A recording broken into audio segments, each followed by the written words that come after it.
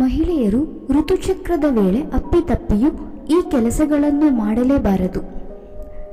ಋತುಚಕ್ರವು ತುಂಬ ನೋವಿನಿಂದ ಕೂಡಿರುತ್ತದೆ. ಈ ವೇಳೆಯಲ್ಲಿ ಮಹಿಳೆಯರು ಹೊಟ್ಟೆ, ಸೊಂಟ, ತಲೆನೋವು, ಹೊಟ್ಟೆ ಸೆಳೆತ, ಕಿರಿಕಿರಿ, ಮೂಡ್ ಸ್ವಿಂಗ್, ವಾಕರಿಕೆ ಮುಂತಾದ ಸಮಸ್ಯೆಗಳಿಂದ ನೋವನ್ನು ಅನುಭವಿಸುತ್ತಾರೆ.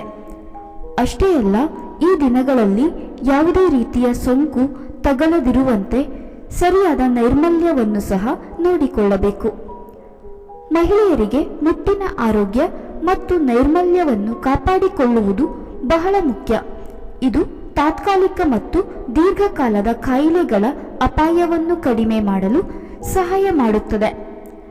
ಋತುಚಕ್ರದ ಸಮಯದಲ್ಲಿ ಮಹಿಳೆಯರು ಯಾವ ಕೆಲಸಗಳನ್ನು ಮಾಡಬಾರದು ಎಂಬುದರ ಬಗ್ಗೆ ಬನ್ನಿ ನೋಡೋಣ.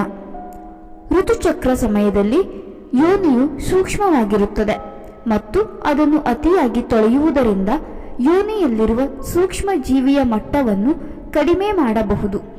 ಇಂತಹ ಪರಿಸ್ಥಿತಿಯಲ್ಲಿ ಕೇವಲ ಉಗುರು ಬೆಚ್ಚನೆಯ ನೀರಿನಿಂದ ಸ್ನಾನ ಮಾಡಿದರೆ ಸಾಕು. ಪೀರಿಯಡ್ ಸಮಯದಲ್ಲಿ ಕಾಫಿ ಸೇವನೆಯನ್ನು ಕಡಿಮೆ ಮಾಡಿ. ಕಾಫಿ ಹೊಟ್ಟೆಯ ಸೆಳೆತವನ್ನು ಇನ್ನಷ್ಟು ಹದಗೆಡಿಸುತ್ತದೆ. ಹೆಚ್ಚು ಫ್ರೈಡ್ ಅಥವಾ ಸಿಹಿ ಆಹಾರವನ್ನು ಸೇವಿಸುವುದನ್ನು ತಪ್ಪಿಸಿ. ಸಿಹಿ ತಿಂಡಿಗಳು, ಕೆಫಿನ್ ಮತ್ತು ಆಲ್ಕೋಹಾಲ್ ನಿಮ್ಮ ದೇಹದಲ್ಲಿ ನೀರು ಹೆಚ್ಚಿಸುತ್ತದೆ.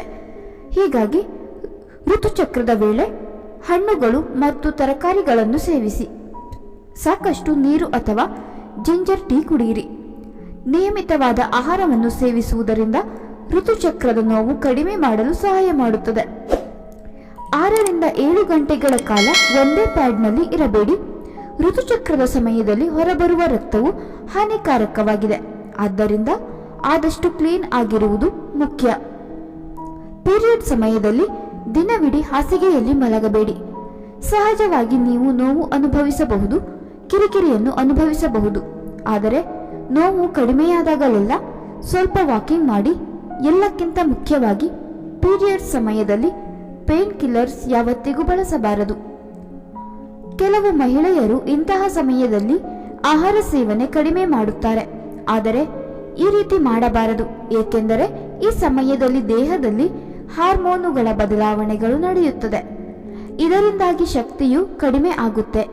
ಅಂತಹ ಸಂದರ್ಭದಲ್ಲಿ ದೇಹದ ಶಕ್ತಿಯನ್ನು ಕಾಪಾಡಿಕೊಳ್ಳಲು ಆರೋಗ್ಯಕರ ಮತ್ತು ಪೌಷ್ಟಿಕಾಂಶದ ಆಹಾರವನ್ನು ಸೇವಿಸುವುದು ಅತಿ ಅವಶ್ಯಕ. ಹೆಚ್ಚು ಡೈರಿ ಉತ್ಪನ್ನಗಳನ್ನು ಸೇವಿಸಬೇಡಿ, ಅದು ಹೊಟ್ಟೆಯ ಸೆಳೆತವನ್ನು ಹೆಚ್ಚಿಸುತ್ತದೆ.